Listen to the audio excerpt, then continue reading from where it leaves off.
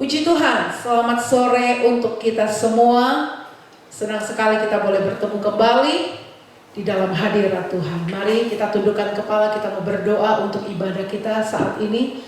Bapa kami yang baik, Bapa, di dalam nama Tuhan Yesus, hati kami penuh dengan syukur.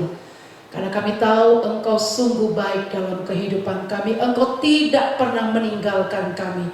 Dan hari ini kami boleh ada, itu adalah bukti dari kasih-Mu yang luar biasa.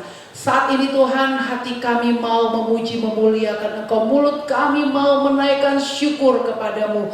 Berkati kami semua, berkati ibadah kami, urapi para pelayan-Mu Tuhan. Kami boleh bersama-sama bersuka cita di dalam hadirat Tuhan, karena Engkau hadir bersama dengan kami. Terima kasih Bapa. Kami mulaikan ibadah kami dengan penuh syukur di dalam nama Tuhan Yesus. Haleluya. Amin. Puji Tuhan. Mari siapkan hati kita. Kita mau menyembah Allah kita. Kita mau tinggikan Dia karena Dia begitu baik dalam kehidupan saya dan Bapak Ibu. Sungguh besar setiamu Tuhan dan nyata di sepanjang hidupku. Terima kasih Tuhan. Haleluya.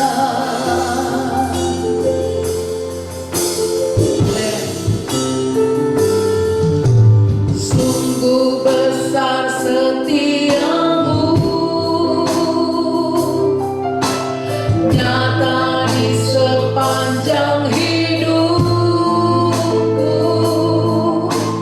Darah-Mu telah layakkan kehidupanku.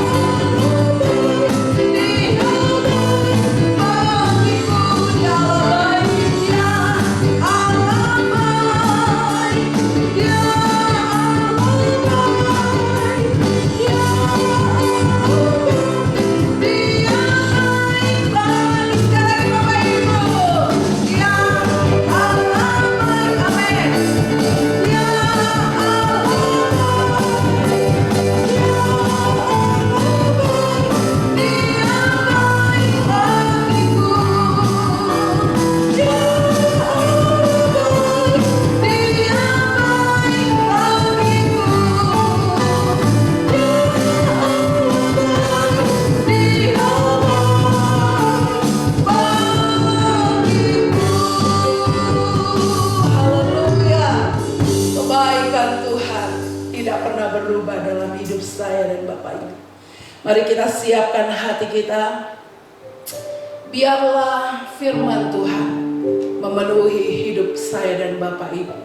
Roh Allah yang hidup itu mengalir dalam kehidupan kita, membangkitkan semangat kita lewat firman yang kita dengar pada saat sore hari ini. Haleluya, terima kasih Tuhan. Haleluya, haleluya, haleluya. Amin. Roh-Mu yang hidup penuhiku, mengalir dalamku. Jiwaku tenang bersamamu dalam naunganmu. Roh-Mu yang hidup penuhiku, Roh-Mu yang hidup penuhiku, mengalir dalamku. Jiwaku tenang bersamamu dalam naunganmu. Amin. Ku buka hati untuk jamahanmu, berserah penuh di hadiratmu. Kau ambil alih seluruh hidupku, di altarmu menyembahmu. Roh yang kudus mengalir dalamku Tuhan. Roh-Mu yang kudus pulihkanku, Engkaulah damaiku. Amin.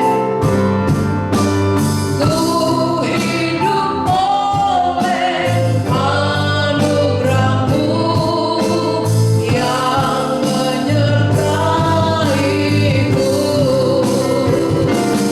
Buka hati untuk jamahanmu, berserah penuh di hadiratmu.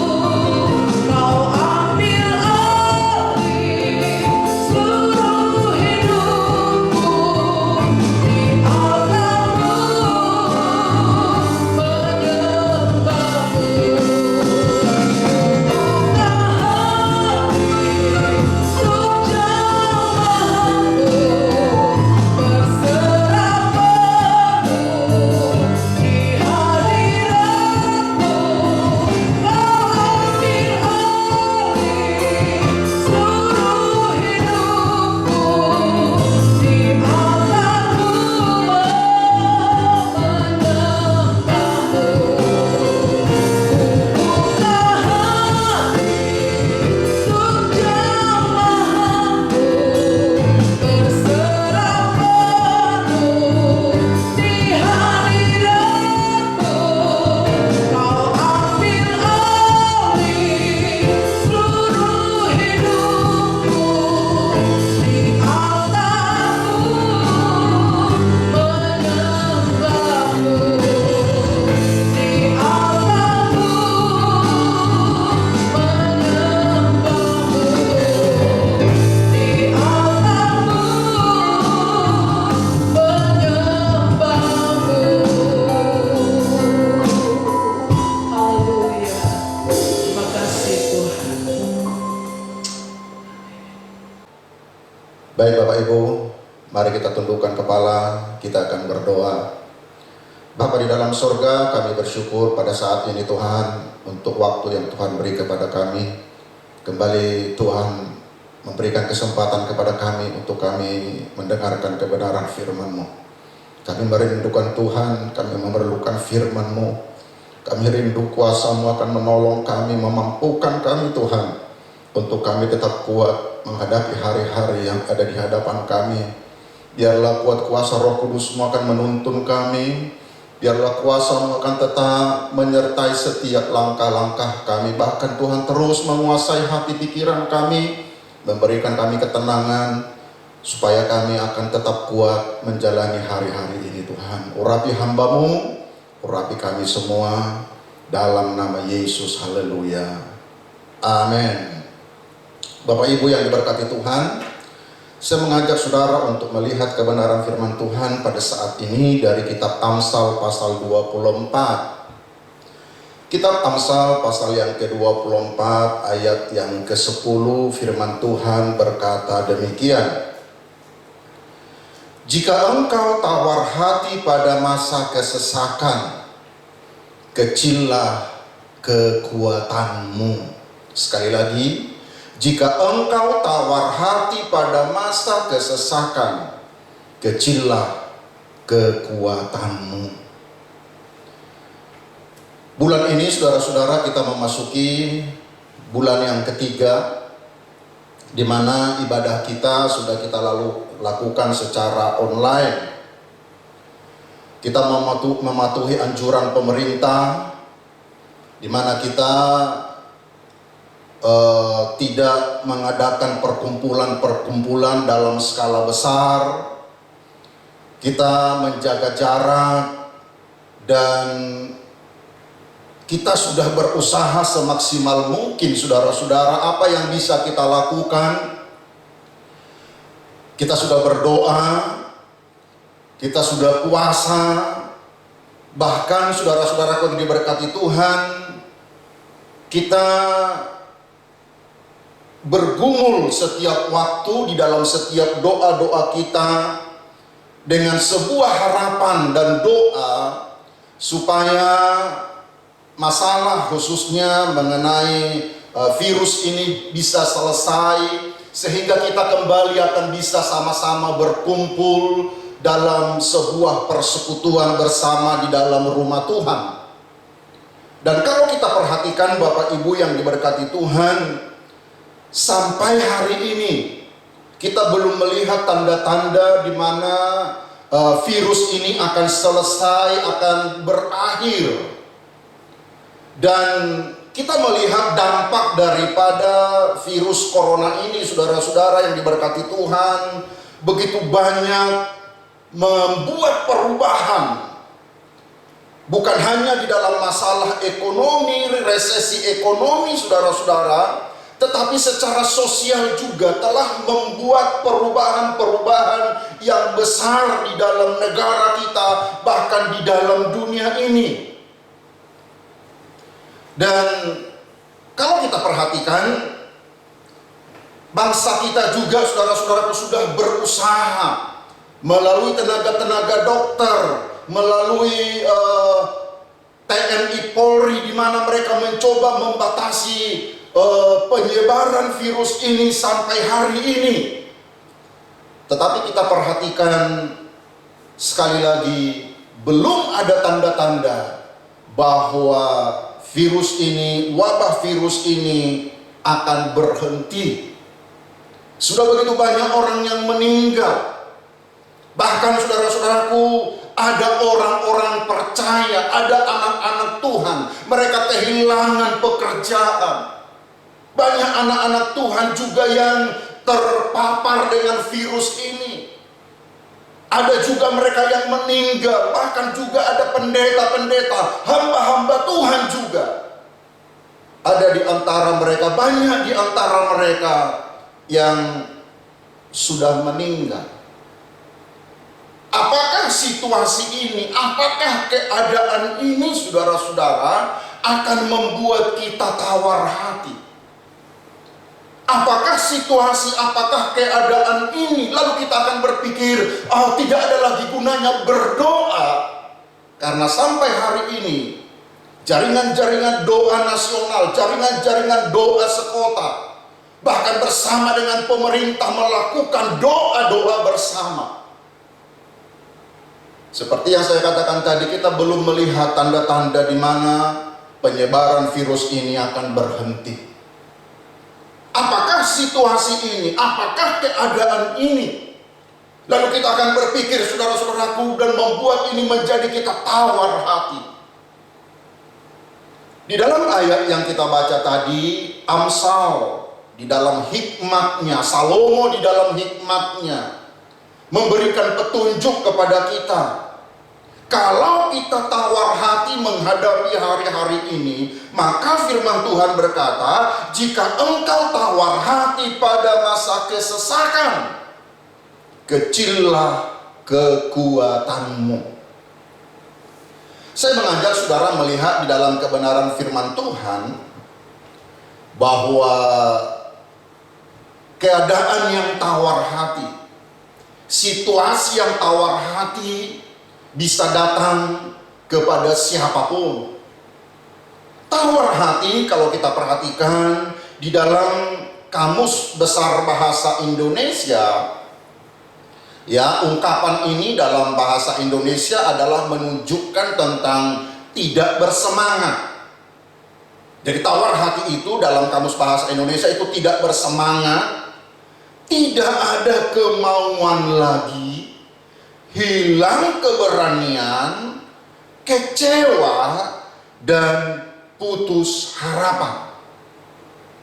Kondisi-kondisi seperti ini akan membawa orang kepada sikap frustrasi dalam hidupnya, keadaan yang frustrasi. Sebabnya pada saat ini, jika engkau tawar hati pada masa kesesakan, kecillah kekuatanmu. Saya berdoa setiap kita, walaupun begitu sulit kita hadapi hari-hari ini, tetapi kita tidak akan pernah tawar hati.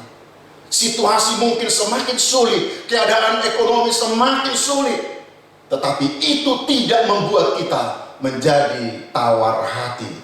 Mari kita akan melihat beberapa kali peristiwa di dalam kehidupan umat Tuhan ketika mereka mengalami tawar hati. Mereka akan kehilangan berkat-berkat Tuhan. Di dalam kitab Ulangan pasal pertama, saudara-saudara, kitab Ulangan pasal pertama ayat yang ke-28, Bapak Ibu perhatikan, ada kisah di mana pidato terakhir daripada Musa untuk mengingatkan sebuah peristiwa yang terjadi dalam kehidupan mereka. Ulangan pasal pertama ayat yang ke-28. Kemanakah pula kita maju? Saudara-saudara kita telah membuat hati kita tawar dengan mengatakan, orang-orang itu lebih besar dan lebih tinggi daripada kita. Kota-kota di sana besar dan kubu-kubunya sampai ke langit. Lagi pula kami melihat orang-orang enak di sana. Ini adalah bagian pidato terakhir daripada Musa, saudaraku. Kitab Ulangan ini adalah beberapa pengulangan di dalam sejarah perjalanan mereka. Jadi ketika mereka sebelum masuk tanah perjanjian itu, saudara-saudara, maka kembali Musa mengulang apa yang sudah mereka alami pada waktu itu. Dan apa yang dia sampaikan di dalam kitab Ulangan ini adalah sebuah peristiwa di mana pada waktu itu ada orang-orang yang membuat tawar hati bangsa Israel. Kisah selengkapnya saya mengajak saudara di dalam kitab Bilangan pasal yang ke-13. Bilangan pasal yang ke-13, kalau saudara memperhatikan, ini kisah tentang ke-12 pengintai. Ketika mereka mengintai tanah Kanaan, ketika mereka mengintai tanah perjanjian, saudara-saudara, maka ada laporan yang datang kepada Musa. Dan apa isi laporan itu? Di dalam kitab Bilangan pasalnya yang ke-13. Saya mulai membaca dulu. Bapak Ibu perhatikan di dalam ayat 25 sampai ayatnya yang ke-27. Ya, ini yang coba diingatkan oleh Musa di dalam kitab Ulangan pasal pertama ayat yang ke-28 tadi, bahwa mereka pernah mengalami tawar hati. Dan apa yang terjadi ketika mereka tawar hati? Bilangan pasal 13 ayatnya yang ke-25. Sesudah lewat 40 hari pulanglah mereka dari pengintaian negeri itu, dan langsung datang kepada Musa, Harun dan segenap umat Israel di Kades di padang gurun Paran. Mereka membawa pulang kabar kepada keduanya dan kepada segenap umat itu, dan memperlihatkan kepada sekaliannya hasil negeri itu. Ayat 27, mereka menceritakan kepadanya, kami sudah masuk ke negeri kemana kau suruh kami, dan memang negeri itu berlimpah-limpah susu dan madunya, dan inilah hasilnya. Saudaraku, adalah kisah tentang ke-12 pengintai. Ke-12 pengintai disuruh oleh Musa untuk melihat keadaan tanah Kanaan. Kemudian Musa waktu itu berkata kepada mereka, nanti bawa hasilnya, bawa contoh apa hasil daripada daerah itu. Dan ayat-ayat sebelumnya menunjukkan kepada kita bahwa betul tanah Kanaan ini adalah tanah yang subur sekali, saudara-saudara. Karena ketika mereka membawa contoh atau mereka membawa hasil daripada negeri itu untuk ditunjukkan kepada Musa, saudara-saudara, dalam ayat 23, mari kita perhatikan. Bilangan pasal 13 ayat 23. Ketika mereka sampai ke lembah Eskol, dipotong merekalah di sana suatu cabang dengan setan dan buah anggurnya. Lalu berdualah mereka menggandarnya. Juga mereka membawa beberapa buah delima dan buah ara. Saudara bisa perhatikan bagaimana keadaan tanah ini, saudara-saudara. Di situ dikatakan dipotong mereka lah di sana suatu cabang dengan setan dan buah anggurnya. Setan dan buah anggur. Tetapi bagaimana cara mereka membawa hasil setan dan buah anggur itu, saudara-saudara? Dikatakan di dalam ayat ini, lalu berdualah mereka menggandarnya.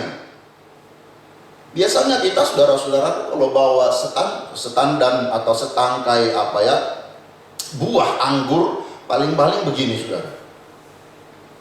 Tetapi ini hasil daripada negeri ini, 2 orang membawanya, saudara-saudara. Ini bukti adalah bahwa tanah yang diberikan oleh Tuhan kepada bangsa ini betul-betul tempat yang sangat subur.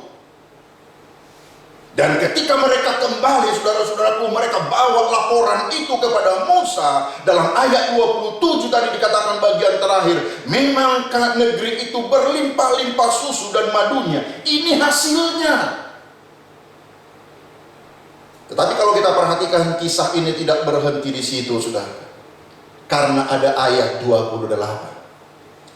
Apa di dalam ayat yang ke-28 dikatakan begini, hanya bangsa yang diam di negeri itu kuat-kuat, dan kota-kotanya berkubu dan sangat besar, juga keturunan Enak telah kami lihat di sana. Hanya, kalau kita perhatikan tadi ada laporan yang baik, tempat itu subur, hasilnya ini, madu dan susu dihasilkan di situ, satu tempat yang sangat melimpah dengan hasil tanahnya. Tetapi dia berkata, hanya. Nah, hanya ini akan membuat perbedaan, saudara-saudara. Apa yang hanyanya itu dia sampaikan bahwa tempat itu di sana diam orang-orang raksasa, di sana kubu-kubunya tidak mungkin kita bisa masuk menyerang karena mereka sebegitu kuat.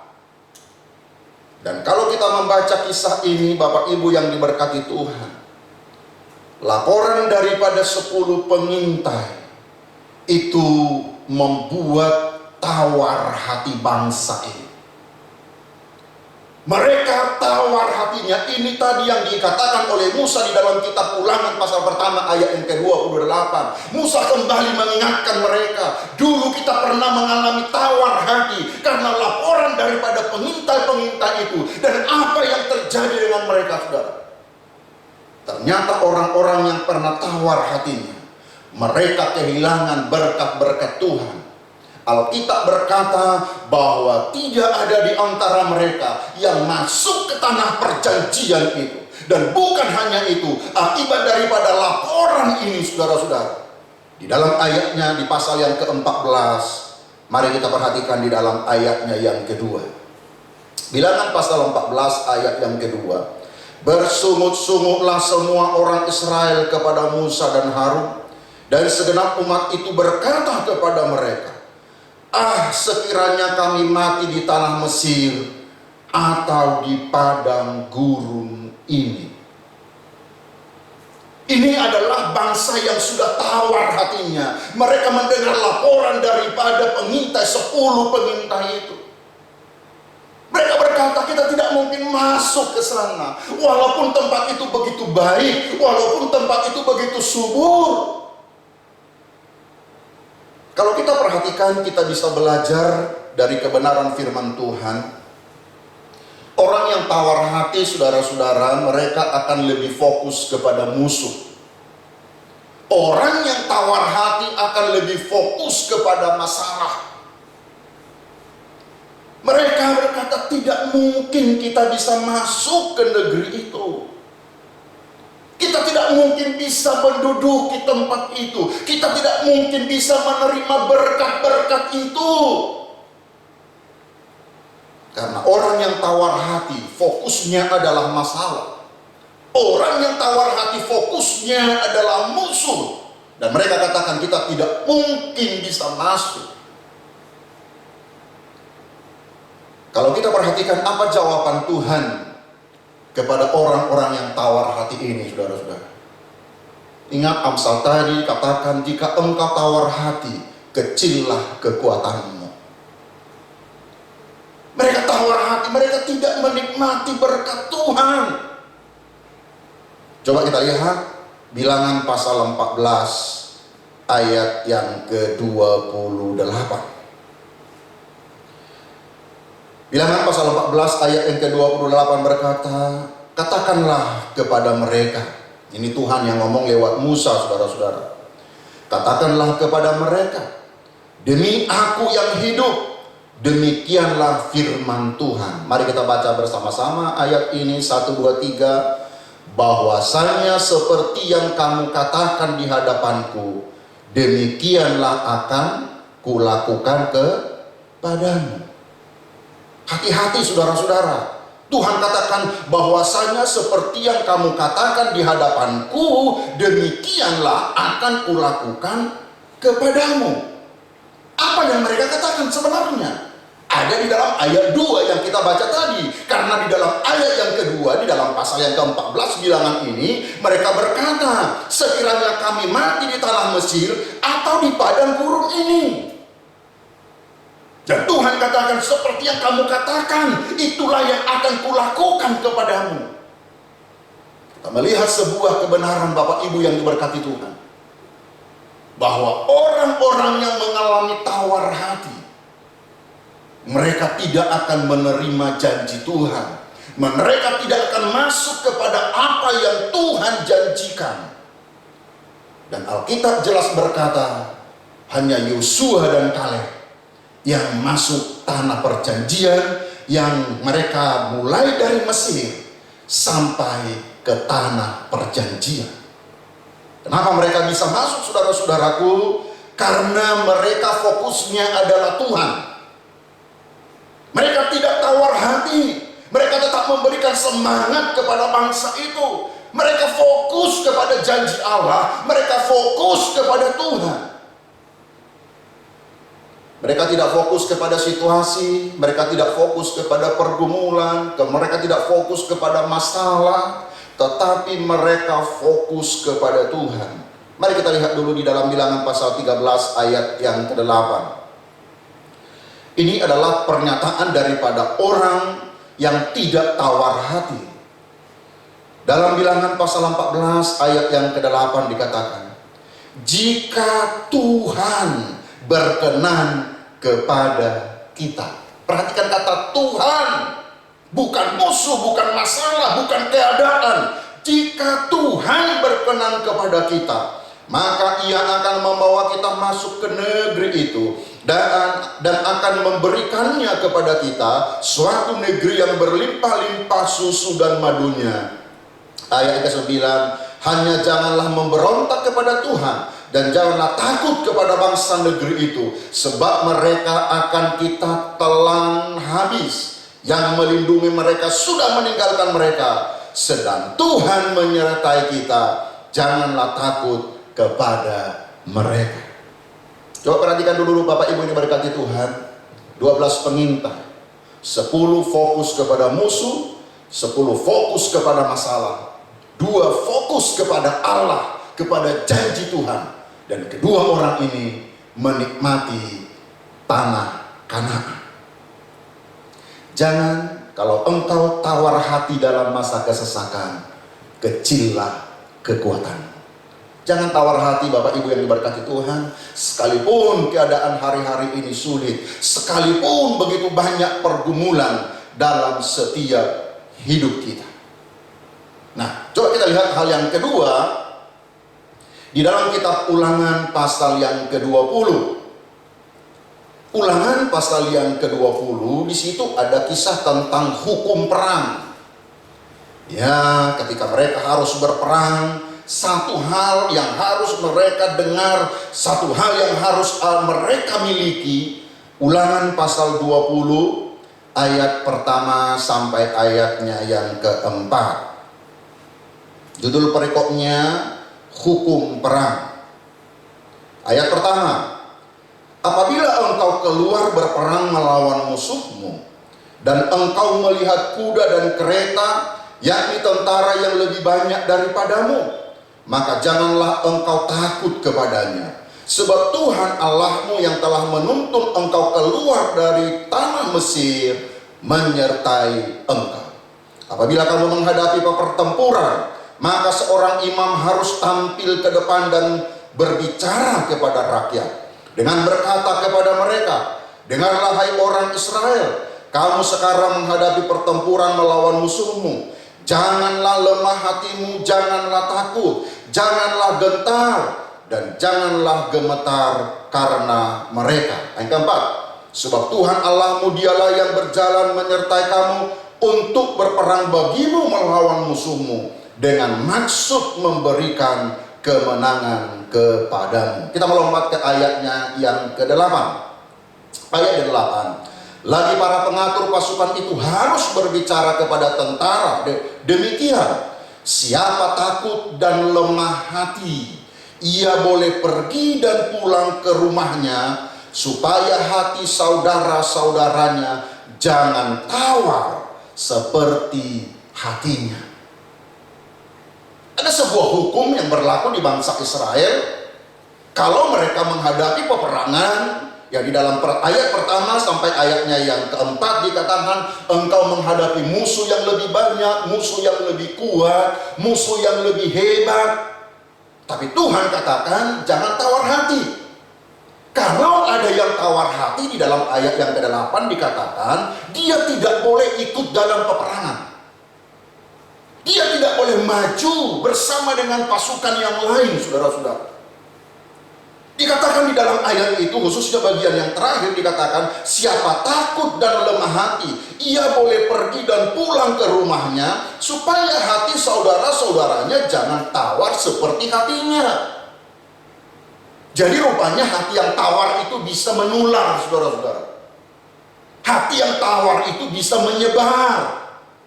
Itu akan mempengaruhi semangat orang-orang lain, mempengaruhi tentara yang lain. Sebabnya Tuhan berkata, kalau ada yang tawar hati, pulang saja.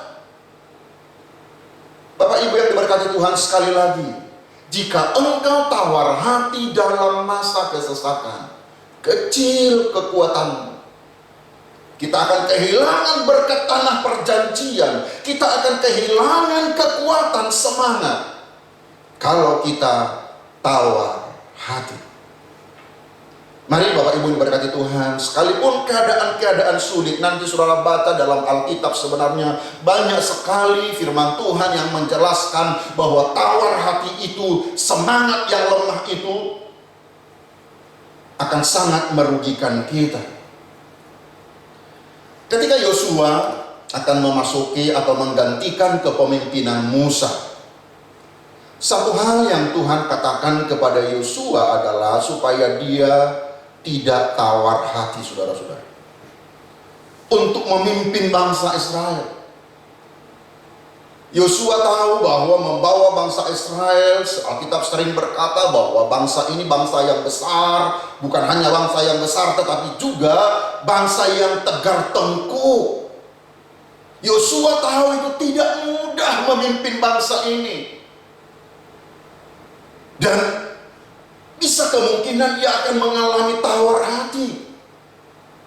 Tetapi dalam Yosua pasal pertama ayat yang ke-9, satu ayat yang cukup populer, saudara-saudara.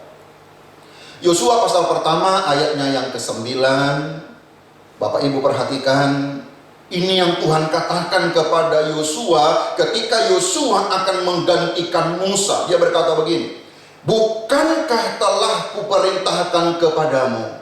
Mari kita baca bersama-sama. Kuatkan dan teguhkanlah hatimu. Janganlah kecut dan tawar hati. Jangan kecut dan tawar hati, sebab Tuhan Allahmu menyertai engkau kemanapun engkau pergi. Tantangan, musuh pasti ada. Kesulitan, problem pasti ada, saudara-saudara. Tetapi Tuhan berkata kepada Yosua, jangan tawar hati. Paulus juga sebagai seorang hamba Tuhan, ia juga memberikan nasihat supaya setiap orang percaya, walaupun tubuh lahiriah kita ini semakin merosot, saudara-saudara, tetapi kita tidak boleh tawar hati. Di dalam kitab 2 Korintus pasal yang keempat, 2 Korintus pasal yang keempat, ayatnya yang ke-16 dan 17, atau sampai ayat 18, saudara perhatikan judul perikopnya, jangan tawar hati juga waktu menghadapi maut sekalipun. 2 Korintus pasalnya yang keempat ayat 16. Sebab itu kami tidak tawar hati, tetapi meskipun manusia lahiriah kami semakin merosot, namun manusia batiniah kami dibaharui dari sehari ke sehari. Sebab penderitaan ringan yang sekarang ini, catat baik-baik saudara ini, sebab penderitaan ringan yang sekarang ini mengerjakan bagi kami kemuliaan kekal yang melebihi segala-galanya, jauh lebih besar daripada penderitaan kami. Sebab kami tidak memperhatikan yang kelihatan, melainkan yang tak kelihatan. Karena yang kelihatan adalah sementara, sedangkan yang tak kelihatan adalah kekal. Paulus berkata, kami tidak tawar hati meskipun manusia lahiriah kami semakin merosot dari sehari ke sehari. Faktor umur membuat kita, manusia lahiriah kita, semakin merosot. Kesulitan membuat manusia lahiriah kita semakin merosot. Tantangan hidup banyak hal yang membuat manusia lahiriah kita ini semakin merosot. Tetapi Paulus berkata bahwa penderitaan ringan yang sekarang ini mengerjakan bagi kami kemuliaan kekal yang melebihi segala-galanya, jauh lebih besar dari penderitaan kami. Sebab kami, di dalam ayat ini dikatakan, tidak memperhatikan yang kelihatan. Yang kelihatan ini sementara. Tapi fokus daripada Paulus adalah kekekalan. Fokus daripada Paulus adalah surga, kekekalan. Itu sebabnya dia berkata, saudara-saudara, kami tidak tawar hati. Selama kita hanya fokus kepada yang di dunia ini, saudara-saudara, kita akan mudah tawar hati. Tetapi kalau fokus kita adalah kerajaan Allah, kalau fokus kita adalah sorga, sekalipun manusia batinnya kita semakin merosot, manusia jasmani maksud saya, saudara-saudara, tubuh ini semakin merosot. Kalau fokus kita adalah kerajaan Allah, kita tidak akan tawar hati. Tidak secara kebetulan ketika Yesus naik ke sorga di dalam Kisah Para Rasul pasal pertama, kalau saudara perhatikan di dalam ayatnya yang ke-8, di situ dikatakan, tetapi kamu akan menerima kuasa kalau Roh Kudus turun ke atas kamu, dan kamu akan menjadi saksiku di Yerusalem dan di seluruh Yudea dan Samaria dan sampai ke ujung bumi. Kemudian di dalam ayat ke-11 berkata, dan berkata kepada mereka, hai orang-orang Galilea, mengapa kamu berdiri melihat ke langit? Yesus ini yang terangkat ke surga meninggalkan kamu akan datang kembali dengan cara yang sama seperti kamu melihat dia naik ke surga. Nanti saudara baca mulai dari ayatnya yang ke-6 sampai ayat yang ke-11, itu adalah peristiwa kenaikan Yesus ke surga. Di dalam ayat itu dikatakan bahwa mereka menatap ke surga. Selama ini fokus mereka adalah dunia ini.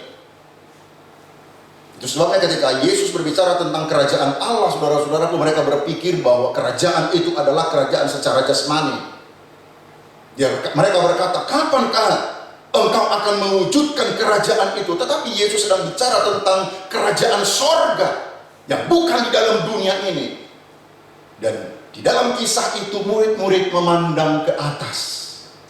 Tidak secara kebetulan ketika Yesus naik ke sorga, murid-murid itu memandang ke atas. Kalau selama ini fokus mereka adalah dunia ini, tetapi semenjak Yesus naik ke sorga, fokus mereka sudah berubah ke sorga, saudara-saudara. Dan kita membaca di dalam pelayanan mereka harus menghadapi penderitaan, bahkan mati sekalipun mereka tidak takut. Kenapa? Karena fokus mereka adalah sorga. Sekalipun tubuh jasmani kita, kata Paulus, semakin merosot, tubuh lahiriah ini semakin merosot, namun batiniah kami dibaharui dari sehari ke sehari. Jangan pernah tawar hati, saudara-saudara. Jika engkau tawar hati, kecillah kekuatanmu. Tetap semangat, tetap kuat, tetap percaya bahwa perjanjian Allah adalah milik kita. Mari kita akan menyembah Tuhan dengan sebuah pujian. Saat ku tak melihat jalanmu, saat ku tak mengerti rencanamu, hatiku percaya. Haleluya. Amin.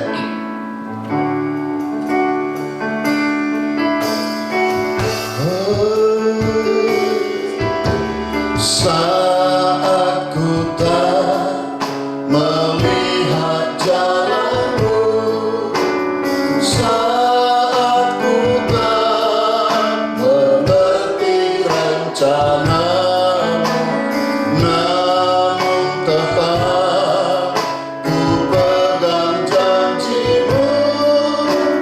Pengharapanku hanya pas. Sekali lagi, saat ku tak melihat, saat ku tak melihat jalanmu, saat ku tak mengerti rencanamu, namun tetap ku pegang janjimu. Pengharapanku hanya hatiku percaya, hatiku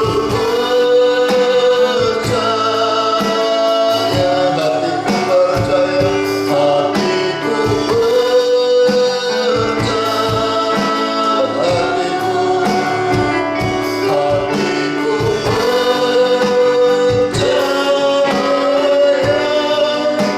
selalu ku percaya. Bapak Ibu, jika engkau tawar hati dalam masa kesesakan, kecillah kekuatanmu. Ketika Tuhan izinkan banyak hal dalam hidup kita, musuh yang besar, peperangan yang berat, jangan tawar hati. Ingat, Ketika orang Israel tawar hati, mereka kehilangan berkat tanah perjanjian. Tetapi orang yang fokus kepada Allah, Yosua dan Kaleb yang fokus kepada Tuhan, Tuhan bawa menikmati berkat Kanaan.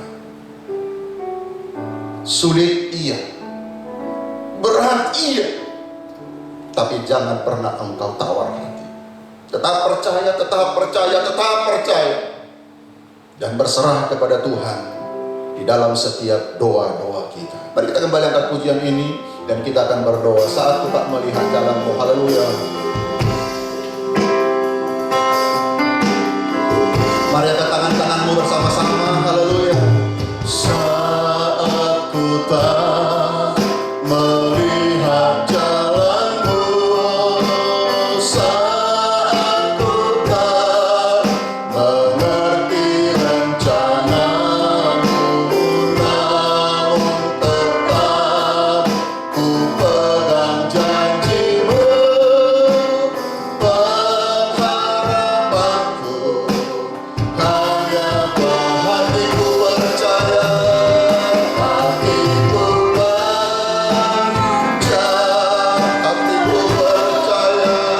percaya, hatiku percaya, hatiku percaya,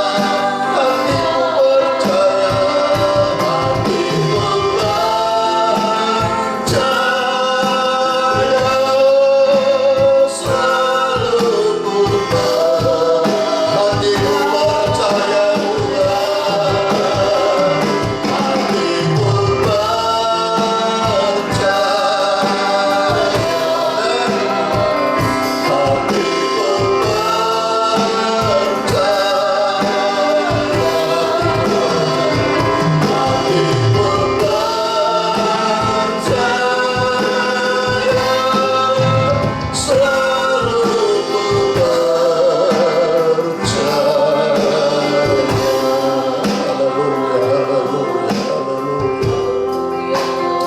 haleluya, haleluya, haleluya.